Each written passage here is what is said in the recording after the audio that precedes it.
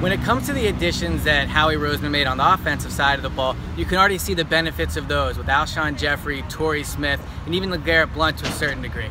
But let's not forget that heading into this past offseason, you can make the argument the top need on this team was at cornerback. And let's talk about what Howie did there. He signed Patrick Robinson, the lone veteran he signed at the position. And so far through the first week and a half of training camp, that move looks like it's gonna be a disaster. Robinson is getting beat left and right by whoever he covers, whether it's undrafted rookies, veterans, it really hasn't mattered. Robinson has not been good. So the top signing on the cornerback position from free agency, Patrick Robinson, hasn't been good. Now everyone says Eagles didn't have enough cap space, but AJ Bouye signed with the Jacksonville Jaguars. His cap hit this year, $5.5 million. Next year, $12 million. Stephon Gilmore, another guy, one of the big free agents out there.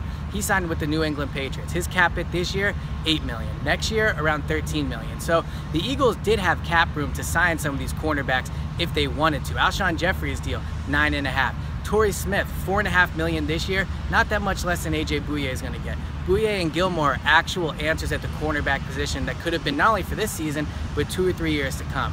So then in the draft, Howie's top cornerback is Sidney Jones, a guy I like a lot, but he's not helping this team in 2017. So then you look at Rasul Douglas, a guy 99th overall, basically the 4th round. And when you look at the cornerback position versus last year, you're left with Rasul Douglas as kind of the top option and the top chance Eagles have at getting some real difference makers at cornerback. And Douglas, not to kill him, but Douglas has not been good at training camp, which isn't surprising. He's a 4th round pick, he's adjusting to the NFL. So when you look at the Eagles team, you see improvements on offense, you see an improved defensive line, you see a roster that could compete for a playoff spot.